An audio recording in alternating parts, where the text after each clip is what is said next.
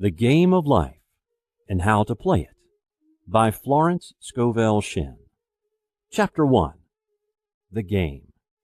Most people consider life a battle, but it is not a battle. It is a game. It is a game, however, which cannot be played successfully without the knowledge of spiritual law, and the Old and the New Testaments give the rules of the game with wonderful clearness. Jesus Christ taught that it was a great game of giving and receiving.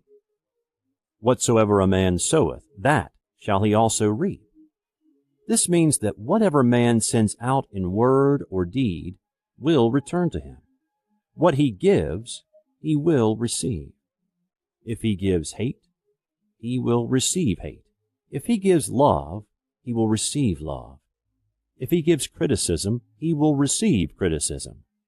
If he lies, he will be lied to. If he cheats, he will be cheated. We are taught also that the imaging faculty plays a leading part in the game of life. Keep thy heart, or imagination, with all diligence, for out of it are the issues of life. Proverbs chapter 4, verse 23. This means that what man images, sooner or later externalizes in his affairs. I know of a man who feared a certain disease. It was a very rare disease and difficult to get, but he pictured it continually and read about it until it manifested in his body. And he died, the victim of distorted imagination. So we see, to play successfully the game of life, we must train the imaging faculty.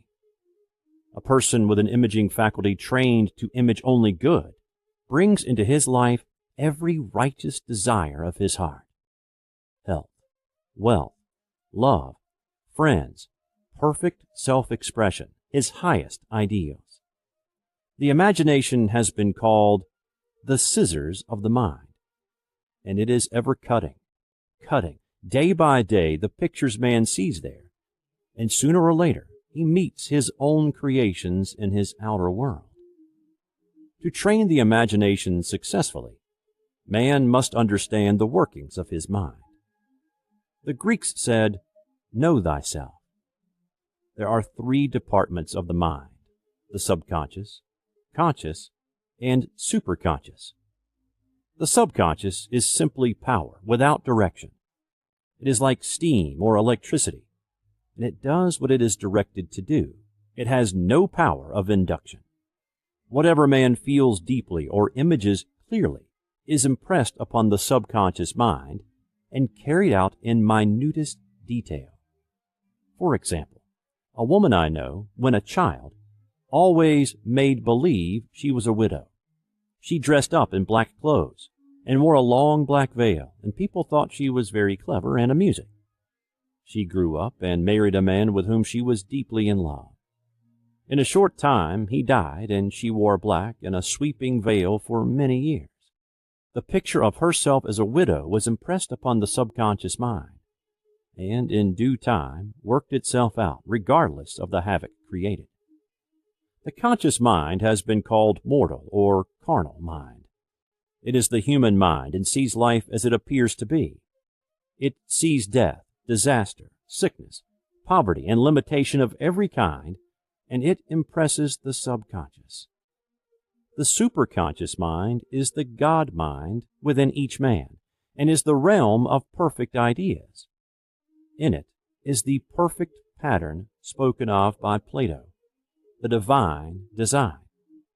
For there is a divine design for each person. There is a place that you are to fill, and no one else can fill, something you are to do, which no one else can do. There is a perfect picture of this in the superconscious mind. It usually flashes across the conscious as an unattainable ideal, something too good to be true. In reality, it is man's true destiny or destination flashed to him from the infinite intelligence which is within himself. Many people, however, are in ignorance of their true destinies and are striving for things and situations which do not belong to them, and would only bring failure and dissatisfaction if attained. For example, a woman came to me and asked me to speak the word that she would marry a certain man with whom she was very much in love. She called him A.B., I replied that this would be a violation of spiritual law, but that I would speak the word for the right man, the divine selection, the man who belonged to her by divine right. I added, if A.B. is the right man, you can't lose him, and if he isn't, you will receive his equivalent. She saw A.B. frequently, but no headway was made in their friendship. One evening she called and said, "Do you know, for the last week, A.B. hasn't seemed so wonderful to me?" I replied, "Maybe he is not the divine selection. Another man may be the right one." Soon after that, she met another man who fell in love with her at once, and who said she was his ideal. In fact, he said all the things that she had always wished A.B. would say to her. She remarked, it was quite uncanny. She soon returned his love and lost all interest in A.B. This shows the law of substitution. A right idea was substituted for a wrong one. Therefore, there was no loss or sacrifice involved. Jesus Christ said, "Seek ye first the kingdom of God and his righteousness, and all these things shall be added unto you." And he said the kingdom was within man. The kingdom is the realm of right ideas, or the divine pattern. Jesus Christ taught that man's words played a leading part in the game of life. By your words ye are justified, and by your words ye are condemned. Many people have brought disaster into their lives through idle words. For example, a woman once asked me why her life was now one of poverty, of limitation. Formerly, she had a home, was surrounded by beautiful things, and had often tired of the management of her home, and had said repeatedly, "I'm sick and tired of things. I wish I lived in a trunk." And she added, "Today I am living in that trunk." She had spoken herself into a trunk. The subconscious mind has no sense of humor, and people often joke themselves into unhappy experiences. For example, a woman who had a great deal of money joked continually about getting ready for the poorhouse. In a few years, she was almost destitute, having impressed the subconscious mind with a picture of lack and limitation. Fortunately, the law works both ways, and a situation of lack may be changed to one of plenty. For example, a woman came to me one hot summer's day for a treatment for prosperity. She was worn out, dejected, and discouraged. She said she possessed just $8 in the world. I said, "Good. We'll bless the $8 and multiply them as Jesus Christ multiplied the loaves and fishes. For he taught that every man had the power to bless and to multiply, to heal and to prosper." She said, "What shall I do next?" I replied, "Follow intuition. Have you a hunch to do anything or to go anywhere? Intuition means intuition, or to be taught from within. It is man's unerring guide, and I will deal more fully with its laws in a following chapter. The woman replied, "I don't know. I seem to have a hunch to go home. I've just enough money for car fare." Her home was in a distant city and was one of lack and limitation, and the reasoning mind, or intellect, would have said, "Stay in New York and get work and make some money." I replied, "Then go home. Never violate a hunch." I spoke the following words for her: "Infinite Spirit, open the way for great abundance for..." She is an irresistible magnet for all that belongs to her by divine right. I told her to repeat it continually also. She left for home immediately. In calling on a woman one day, she linked up with an old friend of her family. Through this friend, she received thousands of dollars in a most miraculous way. She has said to me often, "Tell people about the woman who came to you with $8 and a hunch." There is always plenty on man's pathway, but it can only be brought into manifestation through desire, faith, or the spoken word. Jesus Christ brought out clearly that man must make the first move. "Ask, and it shall be given you. Seek, and ye shall find. Knock, and it shall be opened unto you." Matthew chapter 7, verse 7. In the Scriptures we read, "Concerning the works of my hands, command ye me." Infinite intelligence. God is ever ready to carry out man's smallest or greatest demands. Every desire, uttered or unexpressed, is a demand. We are often startled by having a wish suddenly fulfilled. For example, one Easter, having seen many beautiful rose trees in the florist's windows, I wished I would receive one, and for an instant saw it mentally being carried in the door. Easter came, and with it a beautiful rose tree. I thanked my friend the following day and told her it was just what I had wanted. She replied, "I didn't send you a rose tree. I sent you lilies." The man had mixed the order and sent me a rose tree simply because I had started the law in action, and I had to have a rose tree. Nothing stands between man and his highest ideals and every desire of his heart but doubt and fear. When man can wish without worrying, every desire will be instantly fulfilled. I will explain more fully in a following chapter the scientific reason for this, and fear must be erased from the consciousness. It is man's only enemy. Fear of lack, fear of failure, fear of sickness, fear of loss, and a feeling of insecurity on some plane. Jesus Christ said, "Why are ye fearful, O ye of little faith?" Matthew chapter 8, verse 26. So we can see we must substitute faith for fear is only inverted faith. It is faith in evil instead of good. The object of the game of life is to see clearly one's good and to obliterate all mental pictures of evil. This must be done by impressing the subconscious mind with a realization of good. A very brilliant man who has attained great success told me he had suddenly erased all fear from his consciousness by reading a sign which hung in a room. He saw printed in large letters this statement: "Why worry? It will probably never happen." These words were stamped indelibly upon his subconscious mind, and he has now a firm conviction that only good can come into his life, therefore only good can manifest. In the following chapter, I will deal with the different methods of impressing the subconscious mind. It is man's faithful servant, but one must be careful to give it the right orders. Man has ever a silent listener at his side, his subconscious mind.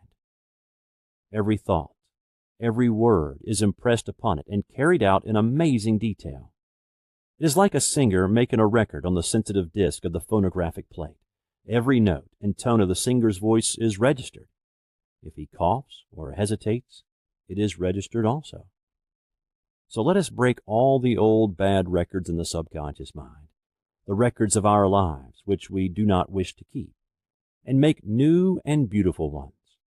Speak these words aloud with power and conviction. I now smash and demolish by my spoken word every untrue record in my subconscious mind. They shall return to the dust heap of their native nothingness, for they came from my own vain imaginings.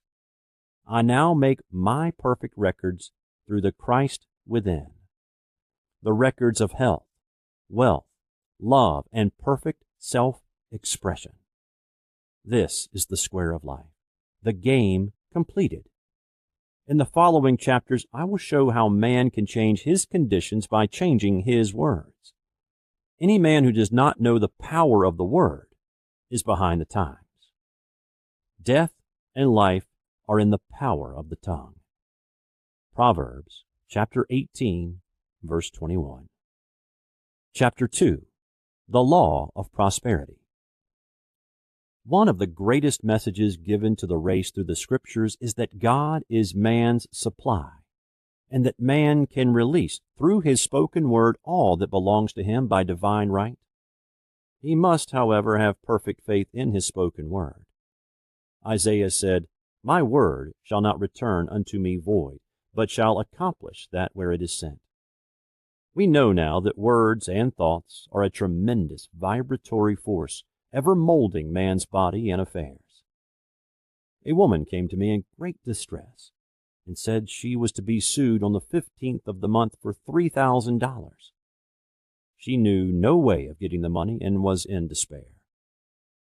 I told her God was her supply and that there is a supply for every demand. So I spoke the word. I gave thanks that the woman would receive $3,000 at the right time in the right way. I told her she must have perfect faith and act her perfect faith. The 15th came, but no money had materialized. She called me on the phone and asked what she was to do. I replied, "It is Saturday, so they won't sue you today. Your part is to act rich, thereby showing perfect faith that you will receive it by Monday." She asked me to lunch with her to keep up her courage. When I joined her at a restaurant, I said, "This is no time to economize. Order an expensive luncheon. Act as if you have already received the $3,000. All things whatsoever ye ask in prayer, believing, ye shall receive." You must act as if you have already received. The next morning she called me on the phone and asked me to stay with her during the day. I said, "No, you are divinely protected and God is never too late." In the evening she phoned again, greatly excited, and said, "My dear, a miracle has happened. I was sitting in my room this morning when the doorbell rang. I said to the maid, 'Don't let anyone in.' The maid, however, looked out the window and said, 'It's your cousin with a long white beard.' So I said, 'Call him back. I would like to see him.' He was just turning the corner when he heard the maid's voice, and he came back.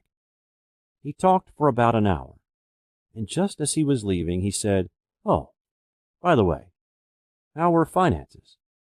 I told him I needed the money, and he said, 'Why, my dear, I will give you $3,000 the first of the month.' I didn't like to tell him I was going to be sued. 'What shall I do? I won't receive it till the first of the month, and I must have it tomorrow,' I said. 'I'll keep on treating,' I said. 'Spirit is never too late.' I give thanks she has received the money on the invisible plane and that it manifests on time. The next morning her cousin called her up and said, 'Come to my office this morning and I will give you the money.' That afternoon she had $3,000 to her credit in the bank and wrote checks as rapidly as her excitement would permit. If one asks for success and prepares for failure, he will get the situation he is prepared for. For example, a man came to me asking me to speak the word that a certain debt would be wiped out. I found he spent his time planning what he would say to the man when he did not pay his bill, thereby neutralizing my words. He should have seen himself paying the debt. We have a wonderful illustration of this in the Bible relating to the 3 kings who were in the desert, without water for their men and horses. They consulted the prophet Elisha, who gave them this astonishing message. "Thus saith the Lord, Ye shall not see wind, neither shall you see rain, yet make this valley full of ditches." Man must prepare for the thing he has asked for, when there isn't the slightest sign of it in sight. For example, a woman found it necessary to look for an apartment during the year when there was a great shortage of apartments in New York. It was considered almost an impossibility, and her friends were sorry for her and said, "Isn't it too bad? You'll have to store your furniture and live in a hotel."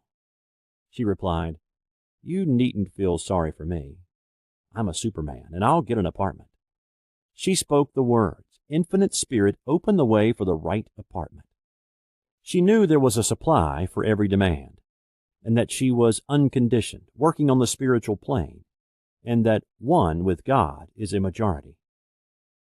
She had contemplated buying new blankets when the tempter, the adverse thought or reasoning mind, suggested, "Don't buy the blankets. Perhaps after all you won't get an apartment and you will have no use for them."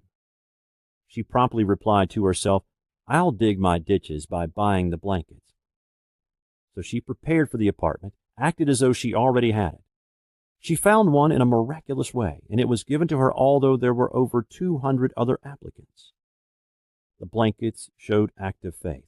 It is needless to say that the ditches dug by the 3 kings in the desert were filled to overflowing. Read 2 Kings. Getting into the spiritual swing of things is no easy matter for the average person. The adverse thoughts of doubt and fear surge from the subconscious. They are the army of the aliens, which must be put to flight. This explains why it is so often darkest before the dawn.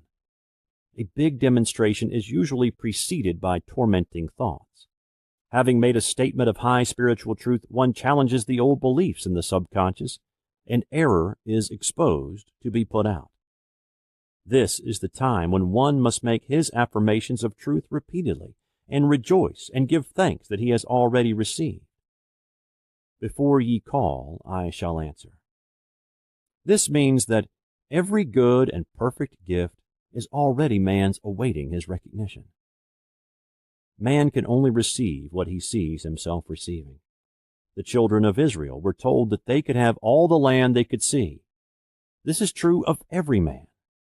He has only the land within his own mental vision. Every great work, every big accomplishment has been brought into manifestation through holding to the vision. And often just before the big achievement comes apparent failure and discouragement. The children of Israel, when they reached the promised land, were afraid to go in, for they said it was filled with giants who made them feel like grasshoppers. And there we saw the giants, and we were in our own sight as grasshoppers. This is almost every man's experience. However, the one who knows spiritual law is undisturbed by appearance and rejoices while he is yet in captivity. That is, he holds to his vision and gives thanks that the end is accomplished. He has received. Jesus Christ gave a wonderful example of this. He said to his disciples, Say not ye, there are yet 4 months, and then cometh the harvest. Behold, I say unto you, lift up your eyes and look on the fields, for they are ripe already to harvest. His clear vision pierced the world of matter, and he saw clearly the 4th-dimensional world, things as they really are, perfect and complete in divine mind. So man must ever hold the vision of his journey's end and demand the manifestation of that which he has already received. It may be his perfect health, love, supply, self-expression, home, or friends. They are all finished and perfect ideas registered in divine mind, man's own superconscious mind, and must come through him, not to him. For example, a man came to me asking for treatments for success. It was imperative that he raise $50,000 for his business. The time limit was almost up when he came to me in despair. No one wanted to invest in his enterprise, and the bank had flatly refused a loan. I replied, I suppose you lost your temper while at the bank, therefore your power. You can control any situation if you first control yourself. Go back to the bank, I added, and I will treat. My treatment was, you are identified in love with the spirit of everyone connected with the bank. Let the divine idea come out of this situation. He replied, Woman, you are talking about an impossibility. Tomorrow is Saturday. The bank closes at 12, and my train won't get me there until 10, and the time limit is up tomorrow, and anyway, they won't do it. It's too late. I replied, God doesn't need any time and is never too late. With him, all things are possible. I added, I don't know anything about business, but I know all about God. He replied, It all sounds fine when I sit here listening to you, but when I go out, it's terrible. He lived in a distant city, and I did not hear from him for a week. Then came a letter. It read, You were right. I raised the money and will never again doubt the truth of all that you told me. I saw him a few weeks later, and I said, What happened? You evidently had plenty of time after all. He replied, My train was late, and I got there just 15 minutes to 12. I walked into the bank quietly and said, I have come for the loan. And they gave it to me without a question. It was the last 15 minutes of the time allotted to him, and infinite spirit was not too late. In this instance, the man could never have demonstrated alone. He needed someone to help him hold to the vision. This is what one man can do for another. Jesus Christ knew the truth of this when he said, "If two of you shall agree on earth as touching anything that they shall ask, it shall be done for them of my Father which is in heaven." One gets too close to his own affairs and becomes doubtful and fearful. The friend or healer sees clearly the success, health, or prosperity and never wavers because he is not close to the situation. It is much easier to demonstrate for someone else than for one's self. So a person should not hesitate to ask for help if he feels himself wavering. A keen observer of life once said, "No man can fail if some one person sees him successful." Such is the power of the vision, and many a great man owed his success to a wife or sister or a friend who believed in him and held without wavering to the perfect pattern. Chapter 3. The Power of the Word. A person knowing the power of the Word becomes very careful of his conversation. He has only to watch the reaction of his words to know that they do not return void. Through his spoken word, man is continually making laws for himself. I knew a man who said, "I always miss a car. It invariably pulls out just as I arrive." His daughter said, "I always catch a car. It's sure to come just as I get there." This occurred for years. Each one had made a separate law for himself, one of failure, one of success. This is the psychology of superstitions. The horseshoe or rabbit's foot contains no power, but man's spoken word and belief that it will bring good luck creates expectancy in the subconscious mind and attracts a lucky situation. I find, however, this will not work when man has advanced spiritually and knows a higher law. One cannot turn back and must put away graven images. For example, 2 men in my class had great success in business for several months, when suddenly everything went to smash. We tried to analyze the situation, and I found, instead of making their affirmations and looking to God for success and prosperity, they had each bought a lucky monkey. I said, "Oh, I see. You have been trusting in the lucky monkeys instead of God. Put away the lucky monkeys and call on the law of forgiveness, for man has power to forgive or neutralize his mistakes." They decided to throw the lucky monkeys down a coal hole, and all went well again. This does not mean, however, that one should throw away every lucky ornament or horseshoe about the house, but he must recognize that the power back of it is the one and only power, God, and that the object simply gives him a feeling of expectancy. I was with a friend one day who was in deep despair. In crossing the street, she picked up a horseshoe. Immediately, she was filled with joy and hope. She said God had sent her the horseshoe in order to keep up her courage. It was indeed at that moment about the only thing that could have registered in her consciousness. Her hope became faith, and she ultimately made a wonderful demonstration. I wish to make the point clear that the men previously mentioned were depending on the monkeys alone, while this woman recognized the power back of the horseshoe.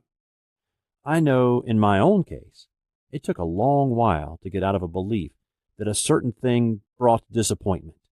If the thing happened, disappointment invariably followed. I found the only way I could make a change in the subconscious was by asserting there are not 2 powers. There is only one power, God, therefore there are not disappointments, and this thing means a happy surprise. I noticed a change at once, and happy surprises commenced coming my way. I have a friend who said nothing could induce her to walk under a ladder. I said, "If you are afraid, you are giving into a belief in 2 powers, good and evil, instead of one. As God is absolute, there can be no opposing power, unless man makes the false of evil for himself. To show you believe in only one power, God, and that there is no power or reality in evil, walk under the next ladder you see. Soon after, she went to her bank. She wished to open her box in the safety deposit vault, and there stood a ladder on her pathway. It was impossible to reach the box without passing under the ladder. She quailed with fear and turned back. She could not face the lion on her pathway. However, when she reached the street, my words rang in her ears, and she decided to return and walk under it. It was a big moment in her life, for ladders had held her in bondage for years. She retraced her steps to the vault, and the ladder was no longer there. This so often happens. If one is willing to do a thing he is afraid to do, he does not have to. It is the law of non-resistance, which is so little understood. Someone has said that courage contains genius and magic. Face a situation fearlessly, and there is no situation to face. It falls away of its own weight. The explanation is that fear attracted the ladder on the woman's pathway, and fearlessness removed it. Thus, the invisible forces are ever working for man, who is always pulling the strings himself, though he does not know it. Owing to the vibratory power of words, whatever man voices, he begins to attract. People who continually speak of disease invariably attract it. After man knows the truth, he cannot be too careful of his words. For example, I have a friend who often says on the phone, "Do come to see me and have an old-fashioned chat." This old-fashioned chat means an hour of about 500 to 1,000 destructive words, the principal topics being loss, lack, failure, and sickness. I reply, "No, I thank you. I've had enough old-fashioned chats in my life. They are too expensive. But I will be glad to have a new-fashioned chat and talk about what we want, not what we don't want." There is an old saying that man only dares use his words for three purposes: to heal, bless, or prosper. What man says of others will be said of him, and what he wishes for another he is wishing for himself. Curses, like chickens, come home to roost. If a man wishes someone bad luck, he is sure to attract bad luck himself. If he wishes to aid someone to success, he is wishing and aiding himself to success. The body may be renewed and transformed through the spoken word and clear vision, and disease be completely wiped out of the consciousness. The metaphysician knows that all disease has a mental correspondence, and in order to heal the body, one must first heal the soul. The soul is the subconscious mind, and it must be saved from wrong thinking. In the 23rd Psalm, we read, "He restoreth my soul." This means that the subconscious mind or soul must be restored with the right ideas, and the mystical marriage is the marriage of the soul and the spirit, or the subconscious and superconscious mind. They must be one. When the subconscious is flooded with the perfect ideas of the superconscious, God and man are one. I and the Father are one. That is, he is one with the realm of perfect ideas. He is the man made in God's likeness and image, imagination, and is given power and dominion over all created things, his mind, body, and affairs.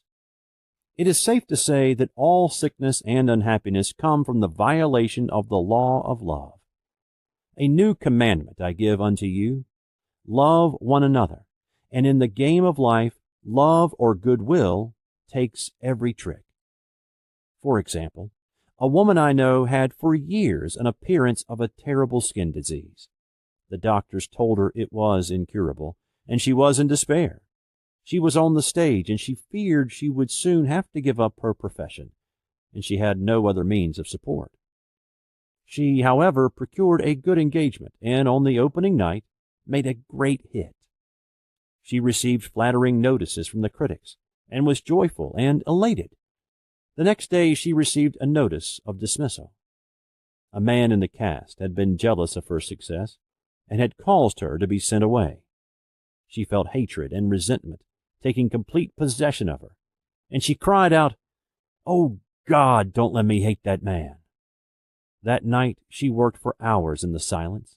She said, I soon came into a very deep silence. I seemed to be at peace with myself, with the man, and with the whole world. I continued this for 2 following nights, and on the 3rd day I found I was healed completely of the skin disease.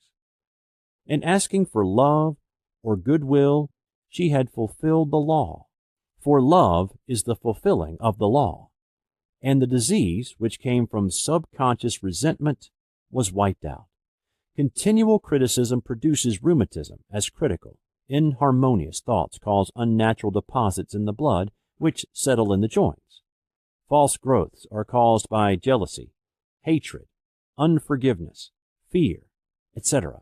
Every disease is caused by a mind not at ease. I said once in my class, there is no use asking anyone, what's the matter with you? We might just as well say, who's the matter with you? Unforgiveness is the most prolific cause of disease. It will harden arteries or liver and affect the eyesight. In its train are endless ills. I called on a woman one day who said she was ill from having eaten a poisoned oyster. I replied, oh no, the oyster was harmless.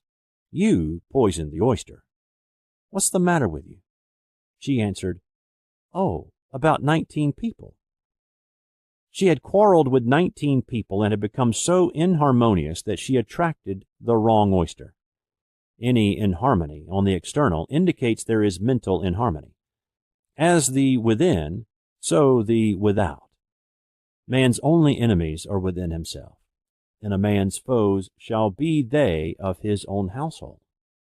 Personality is one of the last enemies to be overcome, as this planet is taking its initiation in love.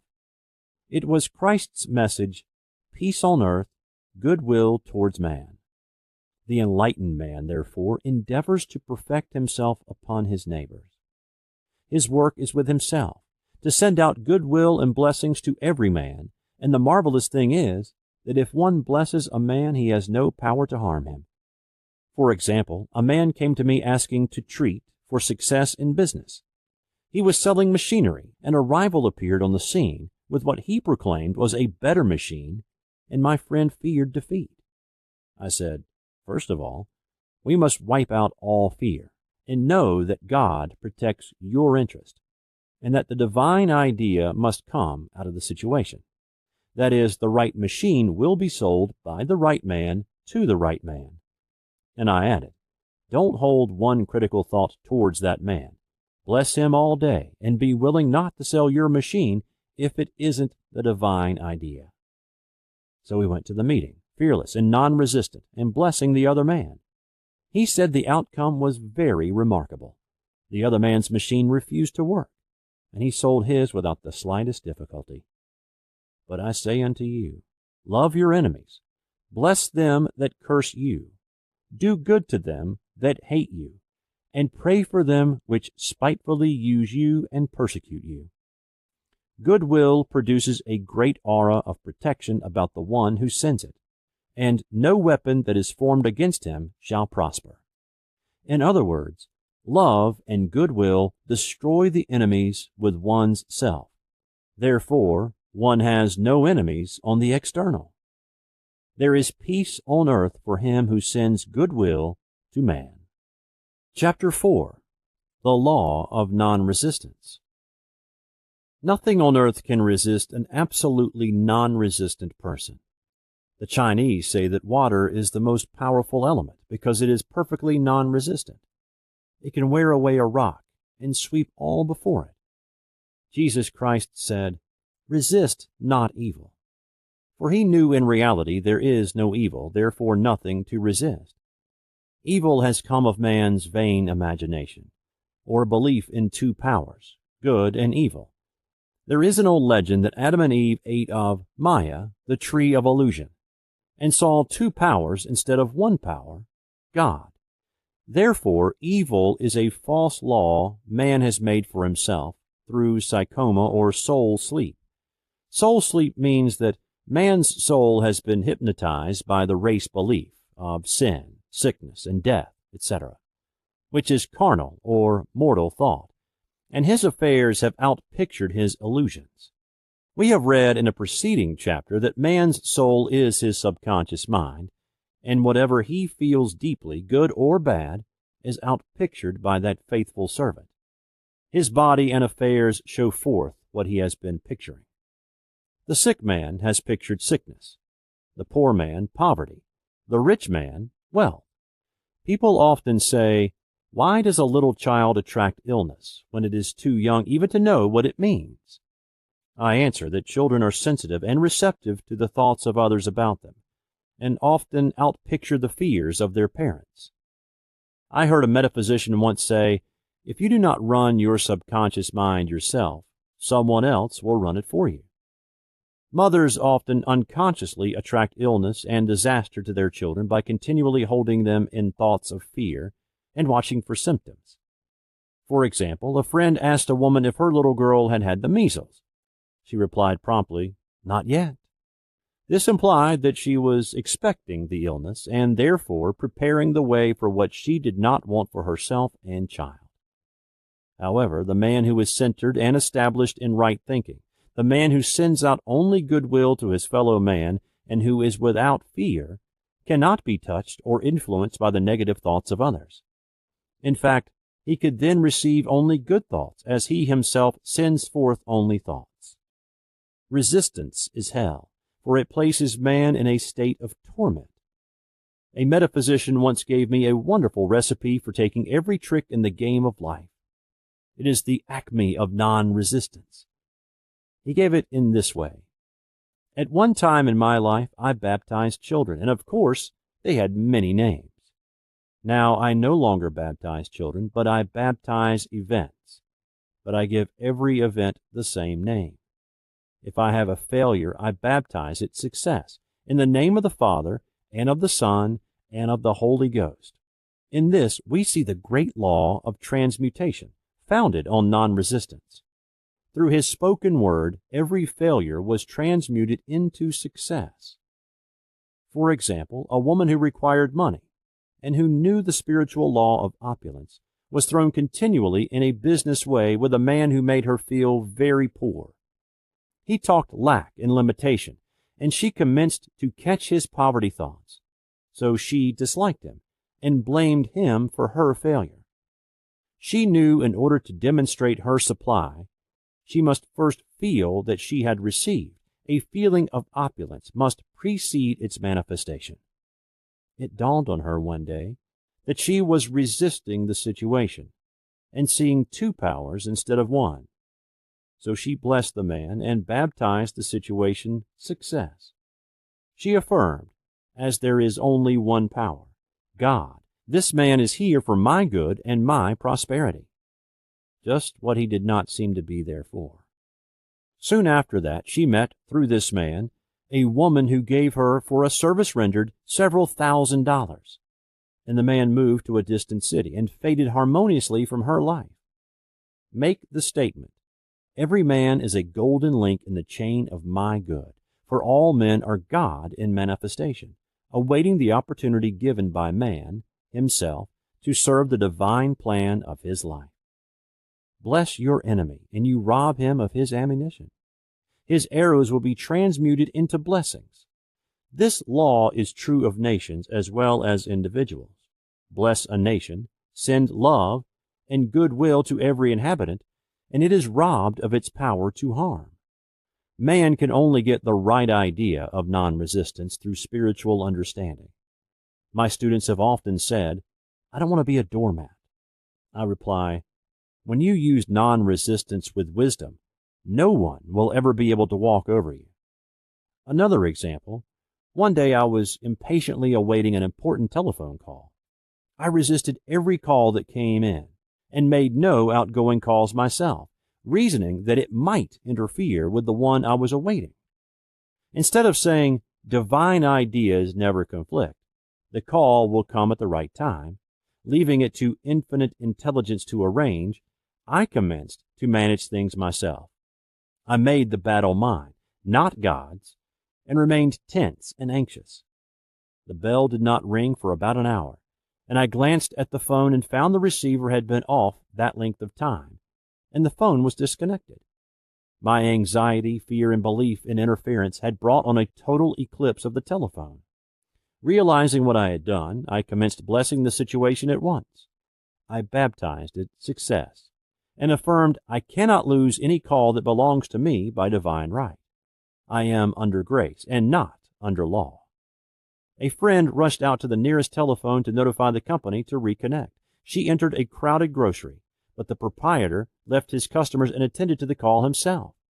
My phone was connected at once, and 2 minutes later, I received a very important call, and about an hour afterward, the one I had been awaiting. One's ships come in over a calm sea. So long as man resists a situation, he will have it with him. If he runs away from it, it will run after him. For example, I repeated this to a woman one day, and she replied, "How true that is. I was unhappy at home. I disliked my mother, who was critical and domineering. So I ran away and was married. But I married my mother, for my husband was exactly like my mother, and I had the same situation to face again. Agree with thine adversary quickly." This means agree that the adverse situation is good, be undisturbed by it, and it falls away of its own weight. "None of these things move me" is a wonderful affirmation. The inharmonious situation comes from some inharmony within man himself. When there is in him no emotional response to an inharmonious situation, it fades away forever from his pathway. So we see man's work is ever with himself. People have said to me, "Give treatments to change my husband or my brother." I reply, "No, I will give treatments to change you. When you change, your husband and your brother will change." One of my students was in the habit of lying. I told her it was a failure method, and if she lied, she would be lied to. She replied, "I don't care. I can't possibly get along without lying." One day she was speaking on the phone to a man with whom she was very much in love. She turned to me and said, "I don't trust him. I know he's lying to me." I replied, "Well, you lie yourself, so someone has to lie to you, and you will be sure it will be just the person you want the truth from." Some time after that, I saw her, and she said, "I'm cured of lying." I questioned, "What cured you?" And she replied, "I have been living with a woman who lied worse than I did." One is often cured of his faults by seeing them in others. Life is a mirror, and we find only ourselves reflected in our associates. Living in the past is a failure method and a violation of spiritual law. Jesus Christ said, "Behold, now is the accepted time. Now is the day of salvation." Lot's wife looked back and was turned into a pillar of salt. The robbers of time are the past and the future. Man should bless the past and forget it if it keeps him in bondage, and bless the future, knowing it has in store for him endless joys, but live fully in the now. For example, a woman came to me complaining that she had no money with which to buy Christmas gifts. She said, "Last year was so different. I had plenty of money and gave lovely presents, and this year I have scarcely a cent." I replied, "You will never demonstrate money while you are pathetic and live in the past. Live fully in the now and get ready to give Christmas presents. Dig your ditches and the money will come." She exclaimed, "I know what to do. I will buy some tinsel twine, Christmas seals, and wrapping paper." I replied, "Do that, and the presents will come and stick themselves to the Christmas seals." This, too, was showing financial fearlessness and faith in God, as the reasoning mind said, "Keep every cent you have, as you are not sure you will get any more."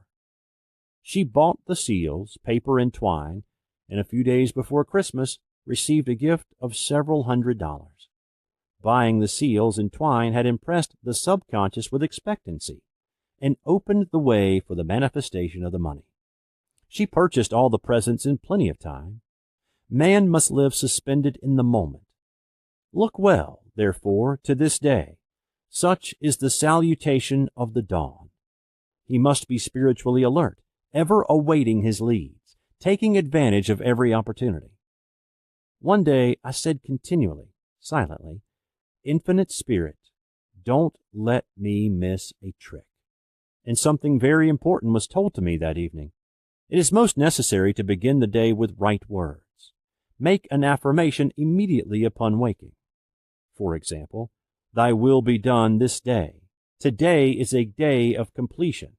I give thanks for this perfect day. Miracle shall follow miracle, and wonders shall never cease. Make this a habit, and one will see wonders and miracles come into his life. One morning I picked up a book and read, Look with wonder at that which is before you. It seemed to be my message for the day. So I repeated again and again, Look with wonder at that which is before you. At about noon, a large sum of money was given me, which I had been desiring for a certain purpose. In a following chapter, I will give affirmations that I have found most effective. However, one should never use an affirmation unless it is absolutely satisfying and convincing to his own consciousness, and often an affirmation is changed to suit different people. For example, the following has brought success to many. I have a wonderful work in a wonderful way. I give wonderful service for wonderful pay. I gave the first 2 lines to one of my students, and she added the last 2. It made a most powerful statement, as there should always be perfect payment for perfect service, and a rhyme sinks easily into the subconscious. She went about singing it aloud and soon did receive wonderful work in a wonderful way, and gave wonderful service for wonderful pay. Another student, a businessman, took it and changed the word work to business. He repeated, I have a wonderful business in a wonderful way, and I give wonderful service for wonderful pay. That afternoon he made a $40,000 deal, though there had been no activity in his affairs for months. Every affirmation must be carefully worded and completely cover the ground. For example, I knew a woman who was in great need and made a demand for work. She received a great deal of work, but was never paid anything. She now knows to add, wonderful service for wonderful pay. It is man's divine right to have plenty, more than enough. His barns should be full, and his cup should flow over. This is God's idea for man, and when man breaks down the barriers of lack in his own consciousness, the golden age will be his, and every righteous desire of his heart fulfilled. Chapter 5. The Law of Karma and the Law of Forgiveness. Man receives only that which he gives. The game of life is a game of boomerangs. Man's thoughts, deeds, and words return to him sooner or later, with astounding accuracy. This is the law of karma, which is Sanskrit for come back. Whatsoever a man soweth, that shall he also reap. For example, a friend told me this story of herself illustrating the law. She said, I make all my karma on my aunt. Whatever I say to her, someone says to me. I am often irritable at home, and one day said to my aunt, who was talking to me during dinner, No more talk. I wish to eat in peace. The following day I was lunching with a woman with whom I wished to make a great impression. I was talking animatedly, when she said, No more talk. I wish to eat in peace. My friend is high in consciousness, so her karma returns much more quickly than to one on the mental plane. The more man knows, the more he is responsible for, and a person with a knowledge of spiritual law which he does not practice suffers greatly in consequence. The fear of the Lord, law, is the beginning of wisdom. If we read the word Lord, law, it will make many passages in the Bible much clearer. Vengeance is mine. I will repay, saith the Lord. Law. It is the law which takes vengeance, not God. God sees man perfect, created in his own image, imagination, and given power and dominion.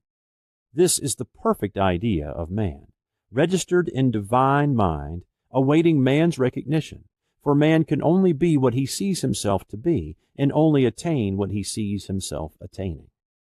Nothing ever happens without an onlooker, is an ancient saying. Man sees first his failure or success, his joy or sorrow, before it swings into visibility from the scenes set in his own imagination.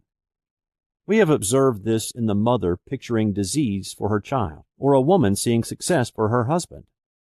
Jesus Christ said, "And ye shall know the truth, and the truth shall make you free." So we see freedom from all unhappy conditions comes through knowledge, a knowledge of spiritual law. Obedience precedes authority, and the law obeys man when he obeys the law. The law of electricity must be obeyed before it becomes man's servant. When handled ignorantly, it becomes man's deadly foe. So with the laws of mind. For example, a woman with a strong personal will wished she owned a house which belonged to an acquaintance, and she often made mental pictures of herself living in the house. In the course of time, the man died and she moved into the house. Several years afterwards, coming into the knowledge of spiritual law, she said to me, "Do you think I had anything to do with that man's death?" I replied, "Yes, your desire was so strong everything made way for it, but you paid your karmic debt.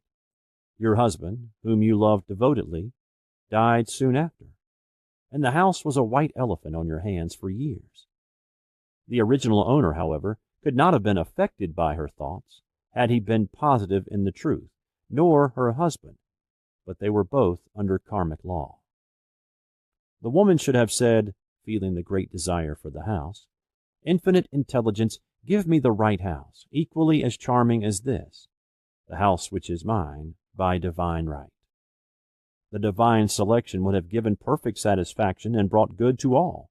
The divine pattern is the only safe pattern to work by. Desire is a tremendous force and must be directed in the right channels, or chaos ensues. In demonstrating, the most important step is the first step, to ask aright. Man should always demand only that which is by divine right. To go back to the illustration, had the woman taken this attitude, "If this house I desire is mine, I cannot lose it. If it is not, give me its equivalent." The man might have decided to move out harmoniously had it been the divine selection for her, or another house would have been substituted. Anything forced into manifestation through personal will is always ill-got, and has ever bad success. Man is admonished, "My will be done, not thine." And the curious thing is, man always gets just what he desires when he does relinquish personal will, thereby enabling infinite intelligence to work through him. "Stand ye still and see the salvation of the Lord." Law. For example, a woman came to me in great distress. Her daughter had determined to take a very hazardous trip, and the mother was filled with fear. She said she had used every argument, had pointed out the dangers to be encountered, and forbidden her to go. But the daughter became more and more rebellious and determined. I said to the mother, "You are forcing your personal will upon your daughter, which you have no right to do, and your fear of the trip is only attracting it, for man attracts what he fears." I added, "Let go, and take your mental hands off.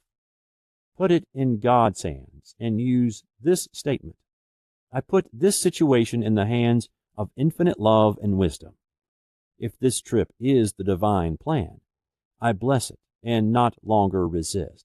But if it is not divinely planned, I give thanks that it is now dissolved and dissipated." A day or two after that, her daughter said to her, "Mother, I have given up the trip," and the situation returned to its native nothingness. It is learning to stand still which seems so difficult for man. I have dealt more fully with this law in the chapter on non-resistance. I will give another example of sowing and reaping which came in the most curious way. A woman came to me saying she had received a counterfeit $20 bill given to her at the bank. She was much disturbed, for she said, "The people at the bank will never acknowledge their mistake." I replied, "Let us analyze the situation and find out why you attracted it." She thought a few moments and exclaimed, "I know it. I sent a friend a lot of stage money just for a joke." So the law had sent her some stage money, for it doesn't know anything about jokes. I said, Now, we will call on the law of forgiveness and neutralize the situation. Christianity is founded upon the law of forgiveness. Christ has redeemed us from the curse of the karmic law, and the Christ within each man is his Redeemer and salvation from all inharmonious conditions. So I said, Infinite Spirit, we call on the law of forgiveness and give thanks that she is under grace and not under law, and cannot lose this $20 which is hers by divine right. Now, I said, go back to the bank and tell them fearlessly that it was given you there by mistake. She obeyed, and to her surprise, they apologized and gave her another bill, treating her most courteously. So knowledge of the law gives man power to rub out his mistakes. Man cannot force the external to be what he is not. If he desires riches, he must be rich first in consciousness. For example, a woman came to me asking treatment for prosperity. She did not take much interest in her household affairs, and her home was in great disorder. I said to her, if you wish to be rich, you must be orderly. All men with great wealth are orderly, and order is heaven's first law. I added, you will never become rich with a burnt match in the pincushion. She had a good sense of humor and commenced immediately, putting her house in order. She rearranged furniture, straightened out bureau drawers, cleaned rugs, and soon made a big financial demonstration, a gift from a relative. The woman herself became made over and keeps herself keyed up financially by being ever watchful of the external and expecting prosperity, knowing God is her supply. Many people are in ignorance of the fact that gifts and things are investments, and that hoarding and saving invariably lead to loss. There is that scattereth and yet increaseth, and there is that withholdeth more than is meet, but it tendeth to poverty. For example, I knew a man who wanted to buy a fur-lined overcoat. He and his wife went to various shops, but there was none he wanted. He said they were all too cheap-looking. At last he was shown one. The salesman said was valued at $1,000, but which the manager would sell him for $500, as it was late in the season. His financial possessions amounted to about $700. The reasoning mind would have said you can't afford to spend nearly all you have on a coat. But he was very intuitive and never reasoned. He turned to his wife and said, if I get this coat, I'll make a ton of money. So his wife consented, weakly. About a month later, he received a $10,000 commission. The coat made him feel so rich, it linked him with success and prosperity. Without the coat, he would not have received the commission. It was an investment, paying large dividends. If man ignores these leadings to spend or to give, the same amount of money will go in an uninteresting or unhappy way. For example, a woman told me on Thanksgiving Day she informed her family that they could not afford a Thanksgiving dinner. She had the money, but decided to save it. A few days later, someone entered her home and took from the bureau drawer the exact amount the dinner would have cost. The law always stands back of the man who spends fearlessly, with wisdom. For example, one of my students was shopping with her little nephew. The child clamored for a toy, which she told him she could not afford to buy. She realized suddenly that she was seeking lack and not recognizing God as her supply. So she bought the toy and on her way home picked up in the street the exact amount of money she had paid for it. Man's supply is inexhaustible and unfailing when fully trusted, but faith or trust must precede the demonstration. According to your faith, be it unto you. Faith is the substance of things hoped for, the evidence of things not seen, for faith holds the vision steady, and the adverse pictures are dissolved and dissipated, and in due season we shall reap, if we faint not. Jesus Christ brought the good news, the gospel, that there was a higher law than the law of karma, and that law transcends the law of karma. It is the law of grace, or forgiveness.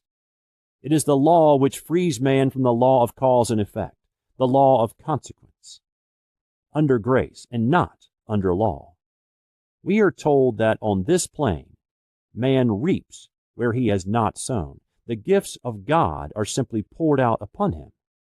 all that the kingdom affords is his. This continued state of bliss awaits the man who has overcome the race, or world thought. In the world thought there is tribulation, but Jesus Christ said, "Be of good cheer.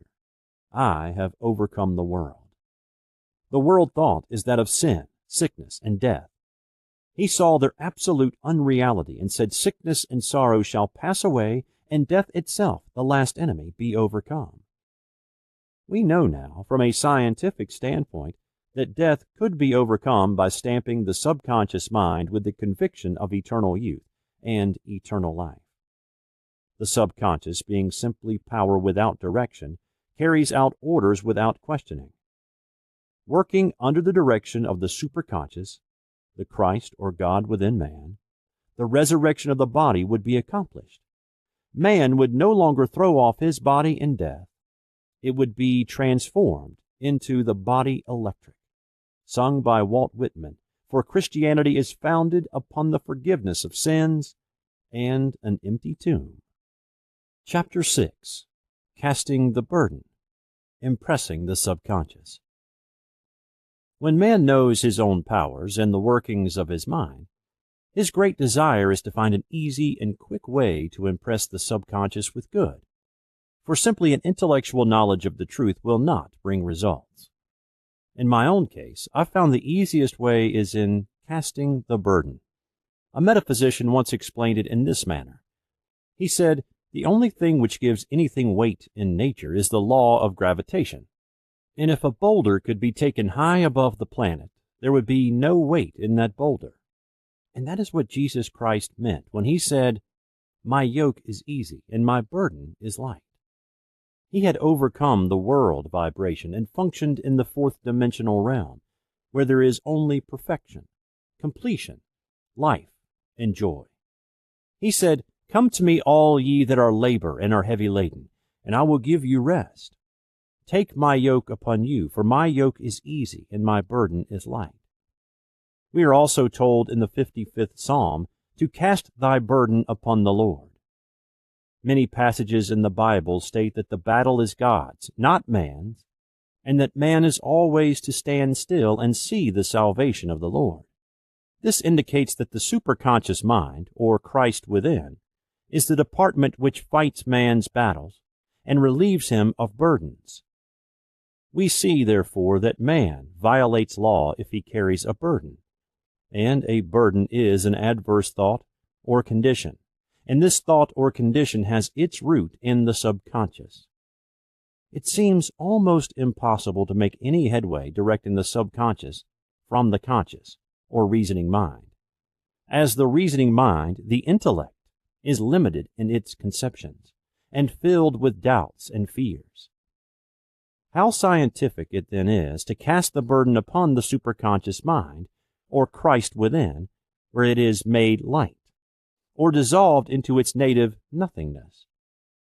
For example, a woman in urgent need of money, made light upon the Christ within, the superconscious, with the statement, "I cast this burden of lack on the Christ within, and I go free to have plenty." The belief in lack was her burden, as she cast it upon the superconscious with its belief of plenty. An avalanche of supply was the result. We read, "The Christ in you, the hope of glory." Another example, one of my students had been given a new piano, and there was no room in her studio for it until she had moved out the old one. She was in a state of perplexity. She wanted to keep the old piano, but knew of no place to send it. She became desperate, as the new piano was to be sent immediately, in fact, was on its way with no place to put it. She said it came to her to repeat, "I cast this burden on the Christ within, and I go free." A few moments later, her phone rang, and a woman friend asked if she might rent her old piano, and it was moved out a few minutes before the new one arrived. I knew a woman whose burden was resentment. She said, "I cast this burden of resentment on the Christ within, and I go free to be loving, harmonious, and happy." The almighty superconscious flooded the subconscious with love, and her whole life was changed. For years, resentment has held her in a state of torment and imprisoned her soul, the subconscious mind. The statement should be made over and over and over, sometimes for hours at a time, silently or audibly, with quietness but determination. I have often compared it to winding up a Victrola. We must wind ourselves up with spoken words. I have noticed in casting the burden, after a little while one seems to see clearly. It is impossible to have clear vision while in the throes of carnal mind. Doubts and fear poison the mind and body, and imagination runs riot, attracting disaster and disease. In steadily repeating the affirmation, I cast this burden on the Christ within and go free, the vision clears, and with it a feeling of relief, and sooner or later comes the manifestation of good, be it health, happiness, or supply. One of my students once asked me to explain the darkness before the dawn. I referred in a preceding chapter to the fact that often before the big demonstration everything seems to go wrong, and deep depression clouds the consciousness. It means that out of the subconscious are rising the doubts and fears of the ages. These old derelicts of the subconscious rise to the surface, to be put out. It is then that man should clap his cymbals, like Jehoshaphat, and give thanks that he is saved, even though he seems surrounded by the enemy, the situation of lack or disease. The student continued, "How long must one remain in the dark?" And I replied, "Until one can see in the dark." And casting the burden enables one to see in the dark. In order to impress the subconscious, active faith is always essential. Faith without works is dead. In these chapters, I have endeavored to bring out this point. Jesus Christ showed active faith when he commanded the multitude to sit down on the ground before he gave thanks for the loaves and fishes. I will give another example showing how necessary this step is. In fact, active faith is the bridge over which man passes to his promised land. Through misunderstanding, a woman had been separated from her husband, whom she loved deeply. He refused all offers of reconciliation and would not communicate with her in any way. Coming into the knowledge of spiritual law, she denied the appearance of separation. She made this statement: "There is no separation in divine mind. Therefore, I cannot be separated from the love and companionship which are mine by divine right." She showed active faith by arranging a place for him at the table every day, thereby impressing the subconscious with a picture of his return. Over a year passed, but she never wavered, and one day he walked in. The subconscious is often impressed through music. Music has a fourth-dimensional quality and releases the soul from imprisonment. It makes wonderful things seem possible and easy of accomplishment. I have a friend who uses her Victrola daily for this purpose. It puts her in perfect harmony and releases the imagination. Another woman often dances while making her affirmations. The rhythm and harmony of music and motion carry her words forth with tremendous power. The student must remember also not to despise the day of small things. Invariably, before a demonstration come signs of land. Before Columbus reached America, he saw birds and twigs which showed him land was near. So it is with a demonstration. But often the student mistakes it for the demonstration itself and is disappointed. For example, a woman had spoken the word for a set of dishes. Not long afterwards, a friend gave her a dish which was old and cracked. She came to me and said, "Well, I asked for a set of dishes, and all I got was a cracked plate." I replied, "The plate was only signs of land. It shows your dishes are coming. Look upon it as birds and seaweed." And not long afterwards, the dishes came. Continually making believe impresses the subconscious. If one makes believe he is rich and makes believe he is successful, in due time he will reap. Children are always making believe, and except ye be converted and become as little children, ye shall not enter the kingdom of heaven. For example, I know of a woman who was very poor, but no one could make her feel poor. she earned a small amount of money from rich friends who constantly reminded her of her poverty and to be careful in saving. Regardless of their admonitions, she would spend all her earnings on a hat, or make someone a gift, or be in a rapturous state of mind. Her thoughts were always centered on beautiful clothes and rings and things, but without envying others. She lived in the world of the wondrous, and only riches seemed real to her.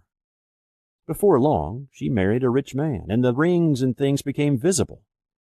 I do not know whether the man was the divine selection, but opulence had to manifest in her life, and she had imaged only opulence. There is no peace or happiness for man until he has erased all fear from the subconscious. Fear is misdirected energy and must be redirected or transmuted into faith. Jesus Christ said, "Why are ye fearful, O ye of little faith? All things are possible to him that believeth." I am asked so often by my students, "How can I get rid of fear?" I reply, by walking up to the thing you are afraid of. The lion takes its fierceness from your fear. Walk up to the lion and he will disappear. Run away and he runs after you. I have shown in previous chapters how the lion of lack disappeared when the individual spent money fearlessly, showing faith that God was his supply and therefore unfailing. Many of my students have come out of the bondage of poverty and are now bountifully supplied through losing all fear of letting money go out. The subconscious is impressed with the truth that God is the giver and gift. Therefore, as one is one with the giver, he is one with the gift. A splendid statement is, "I now thank God the giver for God the gift." Man has long separated himself from his good and his supply through thoughts of separation and lack that sometimes it takes dynamite to dislodge these false ideas from the subconscious, and the dynamite is a big situation. We see in the foregoing illustration how the individual was freed from his bondage by showing fearlessness. Man should watch himself hourly to detect if his motive for action is fear or faith. Choose ye this day whom we shall serve, fear or faith. Perhaps one's fear is of personality. Then do not avoid the people feared. Be willing to meet them cheerfully, and they will either prove golden links in the chain of one's good or disappear harmoniously from one's pathway. Perhaps one's fear is of disease or germs. Then one should be fearless and undisturbed in a germ-laden situation, and he would be immune. One can only contract germs while vibrating at the same rate as the germ, and fear drags men down to the level of the germ. Of course, the disease-laden germ is the product of carnal mind, as all thought must objectify. Germs do not exist in the superconscious or divine mind, therefore are the product of man's vain imagination. In the twinkling of an eye, man's release will come when he realizes there is no power in evil. The material world will fade away, and the fourth-dimensional world, the world of the wondrous, will swing into manifestation. And I saw a new heaven and a new earth, and there shall be no more death, neither sorrow nor crying, neither shall there be any more pain, for the former things are passed away. Chapter 7. Love. Every man on this planet is taking his initiation in love. A new commandment I give unto you, that ye love one another. Ouspensky states, in Tertium Organum, that love is a cosmic phenomenon and opens to man the fourth-dimensional world, the world of the wondrous. Real love is selfless and free from fear. It pours itself out upon the object of its affection, without demanding any return. Its joy is in the joy of giving. Love is God in manifestation, and the strongest magnetic force in the universe. Pure, unselfish love draws to itself its own. It does not need to seek or demand. Scarcely anyone has the faintest conception of real love. Man is selfish, tyrannical, or fearful in his affections, thereby losing the thing he loves. Jealousy is the worst enemy of love, for the imagination runs riot, seeing the loved one attracted to another, and invariably these fears objectify if they are not neutralized. For example, a woman came to me in deep distress. The man she loved had left her for other women, and said he never intended to marry her. She was torn with jealousy and resentment, and said she hoped he would suffer as he had made her suffer, and added, "How could he leave me when I loved him so much?" I replied, "You are not loving that man, you are hating him," and added, "You can never receive what you have never given. Give a perfect love, and you will receive a perfect love. Perfect yourself on this man. Give him a perfect, unselfish love, demanding nothing in return. Do not criticize or condemn, and bless him wherever he is." She replied, "No, I won't bless him unless I know where he is." "Well," I said, "that is not real love. When you send out real love will return to you, either from this man or his equivalent. For if this man is not the divine selection, you will not want him. As you are one with God, you are one with the love which belongs to you by divine right." Several months passed, and matters remained about the same, but she was working conscientiously with herself. I said, "When you are no longer disturbed by his cruelty, he will cease to be cruel, as you are attracting it through your own emotions." Then I told her of a brotherhood in India who never said good morning to each other. They used these words, "I salute the divinity in you." They saluted the divinity in every man and the wild animals in the jungle, and they were never harmed, for they saw only God in every living thing. I said, "Salute the divinity in this man, and say, I see your divine self only. I see you as God sees you, perfect, made in his image and likeness." She found she was becoming more poised and gradually losing her resentment. He was a captain, and she always called him the Cap. One day she said, suddenly, "God bless the Cap wherever he is." I replied, "Now that is real love. And when you have become a complete circle and are no longer disturbed by the situation, you will have his love or attract its equivalent." I was moving at this time and did not have a telephone, so was out of touch with her for a few weeks, when one morning I received a letter saying, "We are married." At the earliest opportunity, I paid her a call. My first words were, "What happened?" "Oh," she exclaimed, "a miracle. One day I woke up and all suffering had ceased. I saw him that evening and he asked me to marry him. We were married in about a week, and I have never seen a more devoted man." There is an old saying, "No man is your enemy. No man is your friend. Every man is your teacher." So one should become impersonal and learn what each man has to teach him, and soon he would learn his lessons and be free. The woman's lover was teaching her selfless love, which every man, sooner or later, must learn. Suffering is not necessary for man's development. It is the result of violation of spiritual law, but few people seem able to rouse themselves from their soul sleep without it. When people are happy, they usually become selfish, and automatically the law of karma is set in action. Man often suffers loss through lack of appreciation. I knew a woman who had a very nice husband, but she often said, "I don't care anything about being married. But that is nothing against my husband. I'm simply not interested in married life." She had other interests and scarcely remembered she had a husband. She only thought of him when she saw him. One day her husband told her he was in love with another woman and left. She came to me in distress and resentment. I replied, "It is exactly what you spoke the word for. You said you didn't care anything about being married, so the subconscious worked to get you unmarried." She said, "Oh yes, I see. People get what they want and then feel very much hurt." She soon became in perfect harmony with the situation and knew they were both much happier apart.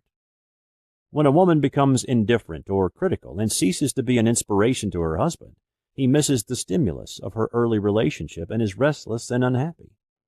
A man came to me dejected, miserable, and poor. His wife was interested in the science of numbers and had had him read. It seems the report was not very favorable, for he said, "My wife says I'll never amount to anything because I'm a 2. I replied, "I don't care what your number is. You're a perfect idea in divine mind, and we will demand the success and prosperity which are already planned for you by that infinite intelligence." Within a few weeks, he had a very fine position, and a year or two later he achieved a brilliant success as a writer. No man is a success in business unless he loves his work. The picture the artist paints for love of his art is his greatest work.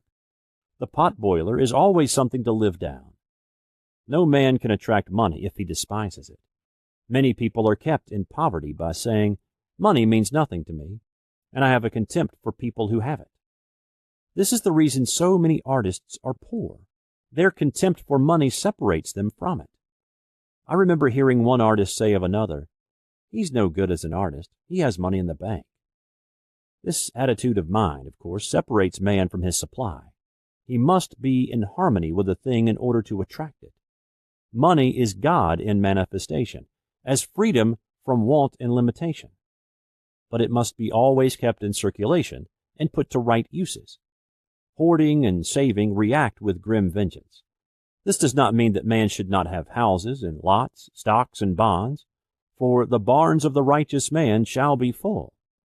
It means man should not hoard even the principal if an occasion arises when money is necessary. In letting it go out fearlessly and cheerfully, he opens the way for more to come in, for God is man's unfailing and inexhaustible supply. This is the spiritual attitude towards money, and the great bank of the universal never fails. We see an example of hoarding in the film production of Greed. The woman won $5,000 in a lottery, but would not spend it. She hoarded and saved, let her husband suffer and starve, and eventually she scrubbed floors for a living. She loved the money itself and put it above everything, and one night she was murdered and the money taken from her. This is an example of where love of money is the root of all evil. Money in itself is good and beneficial, but used for destructive purposes, hoarded and saved, or considered more important than love, brings disease and disaster, and the loss of the money itself. Follow the path of love, and all things are added, for God is love, and God is supply. Follow the path of selfishness and greed, and the supply vanishes, and man is separated from it. For example, I knew the case of a very rich woman who hoarded her income. She rarely gave anything away, but bought things for herself. She was very fond of necklaces, and a friend once asked her how many she possessed. She replied, 67. She bought them and put them away, carefully wrapped in tissue paper. Had she used the necklaces, it would have been quite legitimate, but she was violating the law of use. Her closets were filled with clothes she never wore, and jewels which never saw the light. The woman's arms were gradually becoming paralyzed from holding on to things, and eventually she was considered incapable of looking after her affairs, and her wealth was handed over to others to manage. So man, in ignorance of the law, brings about his own destruction. All disease, all unhappiness come from the violation of the law of love. Man's boomerangs of hate, resentment, and criticism come back laden with sickness and sorrow. Love seems almost a lost art, but the man with the knowledge of spiritual law knows it must be regained, for without it he has become as sounding brass and tinkling cymbals. For example, I had a student who came to me month after month to clean her consciousness of resentment. After a while, she arrived at the point where she resented only one woman, but that one woman kept her busy. Little by little, she became poised and harmonious, and one day, all resentment was wiped out. She came in radiant and exclaimed, "You can't understand how I feel." The woman said something to me, and instead of being furious, I was loving and kind, and she apologized and was perfectly lovely to me. No one can understand the marvelous lightness I feel within. Love and goodwill are invaluable in business. For example, a woman came to me complaining of her employer. She said she was cold and critical, and knew she did not want her in the position. "Well," I replied, salute the divinity in the woman, and send her love. She said, I can't. She's a marble woman. I answered, you remember the story of the sculptor who asked for a certain piece of marble? He was asked why he wanted it, and he replied, because there is an angel in the marble. And out of it he produced a wonderful work of art. She said, very well, I'll try it. A week later she came back and said, I did what you told me to, and now the woman is very kind and took me out in her car. People are sometimes filled with remorse for having done someone an unkindness, perhaps years ago. If the wrong cannot be righted, its effect can be neutralized by doing someone a kindness in the present. This one thing I do, forgetting those things which are behind and reaching forth unto things where are before. Sorrow, regret, and remorse tear down the cells of the body and poison the atmosphere of the individual. A woman said to me in deep sorrow, treat me to be happy and joyous, for my sorrow makes me so irritable with members of my family that I keep making more karma. I was asked to treat a woman who was mourning for her daughter. I denied all belief in loss and separation and affirmed that God was the woman's joy, love, and peace. The woman gained her poise at once, but sent word by her son not to treat any longer because she was so happy it wasn't respectable. So mortal mind loves to hang on to its griefs and regrets. I knew a woman who went about bragging of her troubles, so of course she always had something to brag about. The old idea was if a woman did not worry about her children, she was not a good mother. Now, we know that mother fear is responsible for many of the diseases and accidents which come into the lives of children.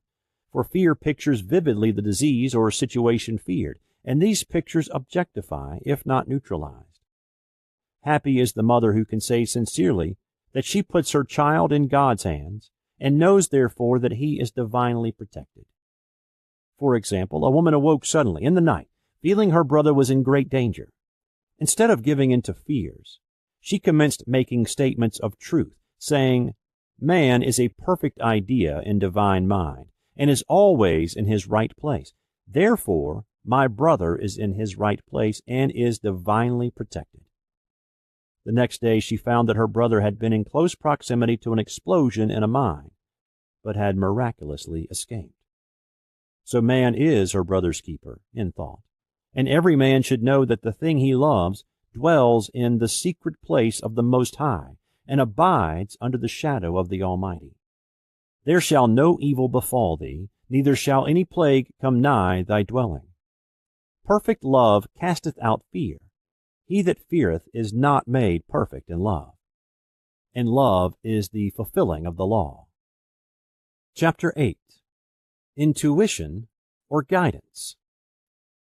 There is nothing too great of accomplishment for the man who knows the power of his word, and who follows his intuitive leads. By the word, he starts in action unseen forces and can rebuild his body or remold his affairs. It is therefore of the utmost importance to choose the right words, and the student carefully selects the affirmation he wishes to catapult into the invisible. He knows that God is his supply, that there is a supply for every demand, and that his spoken word releases this supply. Ask, and ye shall receive. Man must make the first move. Draw nigh to God, and he will draw nigh to you. I have often been asked just how to make a demonstration. I reply, speak the word, and then do not do anything until you get a definite lead. Demand the lead, saying, Infinite Spirit, reveal to me the way. Let me know if there is anything for me to do. The answer will come through intuition or hunch, a chance remark from someone, or a passage in a book.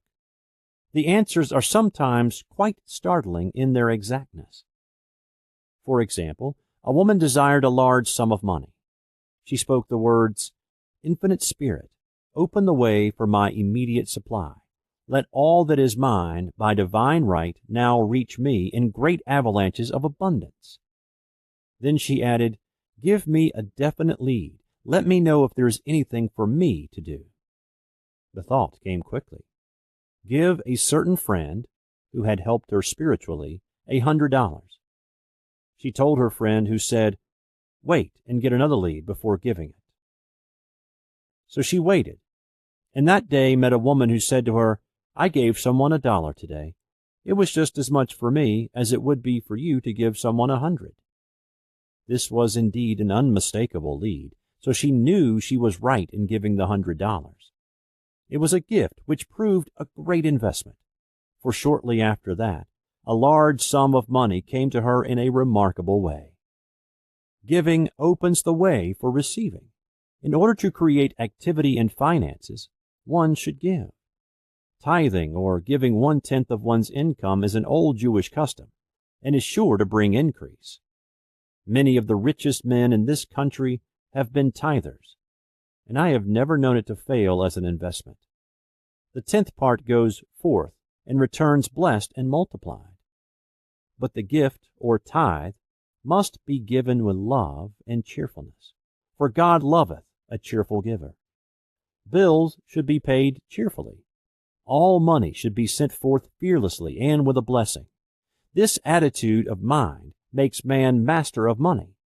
It is his to obey, and his spoken word then opens vast reservoirs of wealth. Man himself limits his supply by his limited vision. Sometimes the student has a great realization of wealth, but is afraid to act. The vision and action must go hand in hand, as in the case of the man who bought the fur-lined overcoat. A woman came to me asking me to speak the word for a position. So I demanded, "Infinite Spirit, open the way for this woman's right position." Never ask for just a position. Ask for the right position, the place already planned in divine mind, as it is the only one that will give satisfaction. I then gave thanks that she had already received and that it would manifest quickly. Very soon she had 3 positions offered her, 2 in New York and 1 in Palm Beach, and she did not know which to choose. I said, "Ask for a definite lead." The time was almost up and was still undecided when one day she telephoned. When I woke up this morning, I could smell Palm Beach. She had been there before and knew its balmy fragrance. I replied, "Well, if you can smell Palm Beach from here, it is certainly your lead." She accepted the position, and it proved a great success. Often one's lead comes at an unexpected time. One day I was walking down the street when I suddenly felt a strong urge to go to a certain bakery, a block or 2 away. The reasoning mind resisted, arguing, "There is nothing there that you want." However, I had learned not to reason, so I went to the bakery, looked at everything, and there was certainly nothing there that I wanted.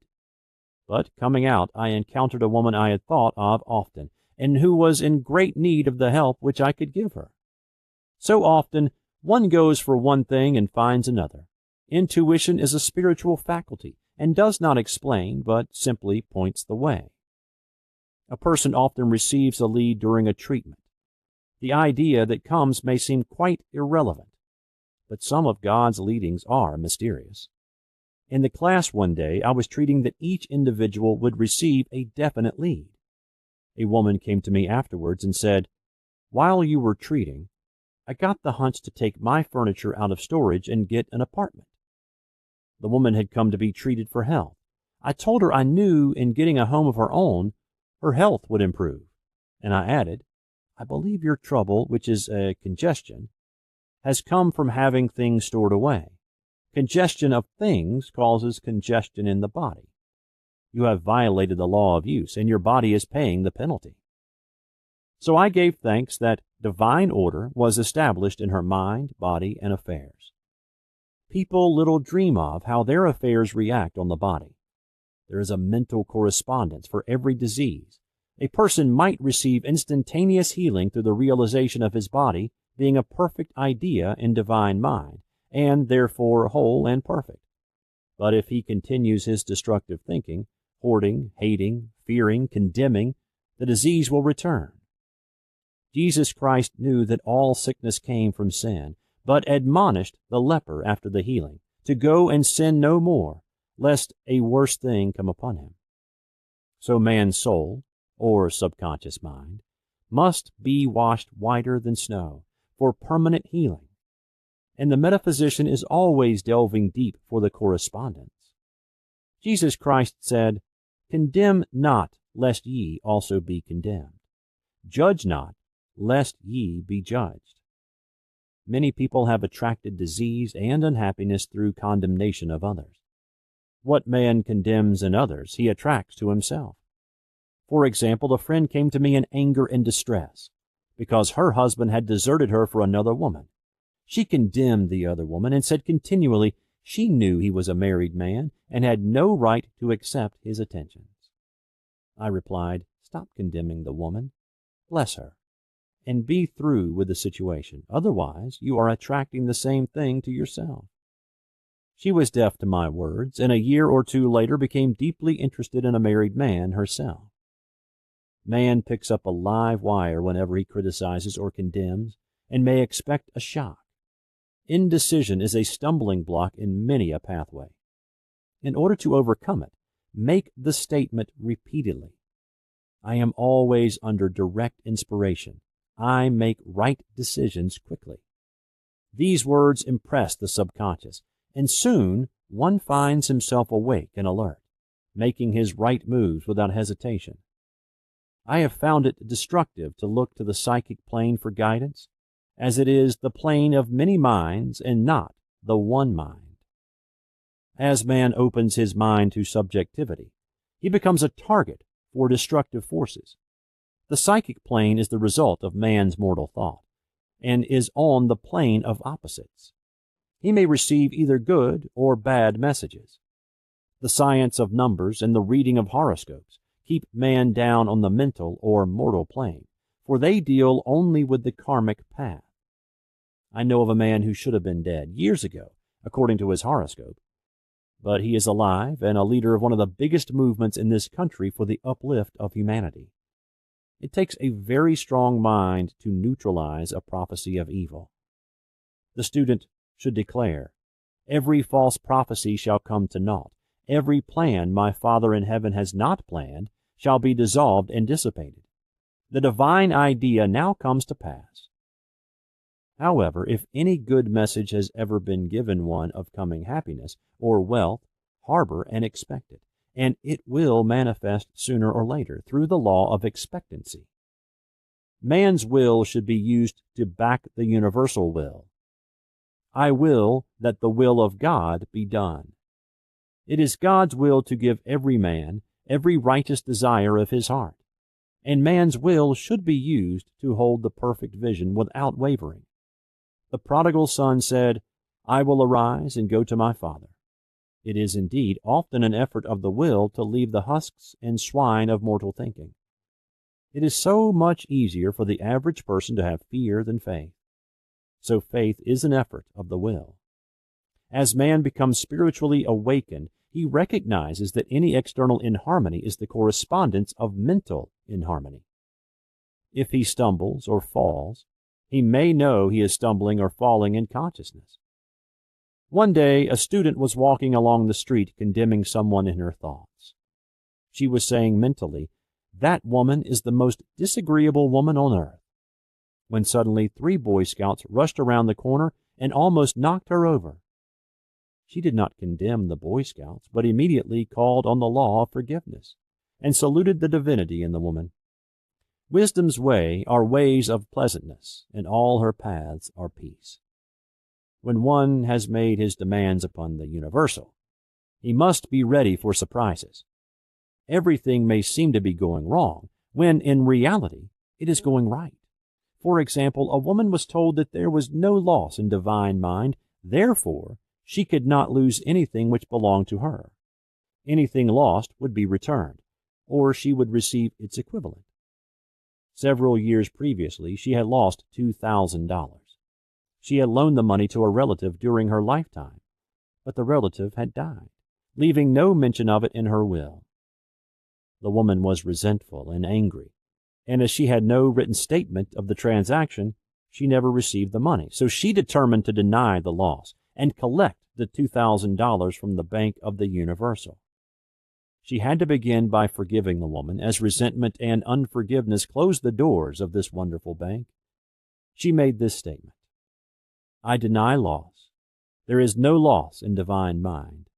Therefore, I cannot lose the $2,000 which belong to me by divine right.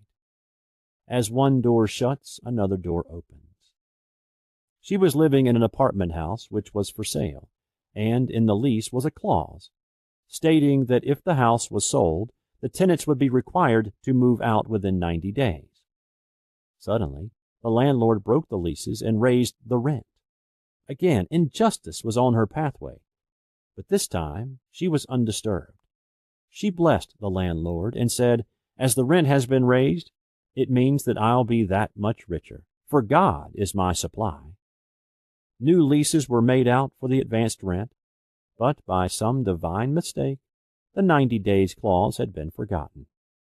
Soon after, the landlord had an opportunity to sell the house.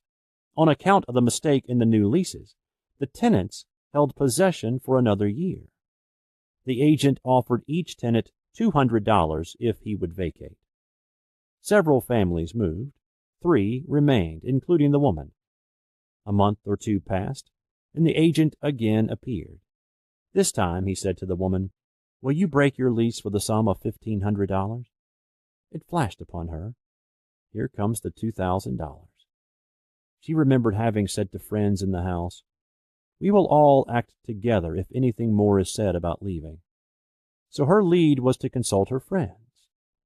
These friends said, well, if they have offered you $1,500, they will certainly give $2,000. So she received a check for $2,000 for giving up the apartment. It was certainly a remarkable working of the law, and the apparent injustice was merely opening the way for her demonstration. It proved that there is no loss, and when man takes his spiritual stand, he collects all that is his from this great reservoir of good. I will restore to you the years the locusts have eaten. These adverse thoughts alone rob man. For no man gives to himself but himself, and no man takes away from himself but himself. Man is here to prove God and to bear witness to the truth, and he can only prove God by bringing plenty out of lack, and justice out of justice. Prove me now herewith, saith the Lord of hosts, if I will not open you the windows of heaven and pour out a blessing, that there shall not be room enough to receive it.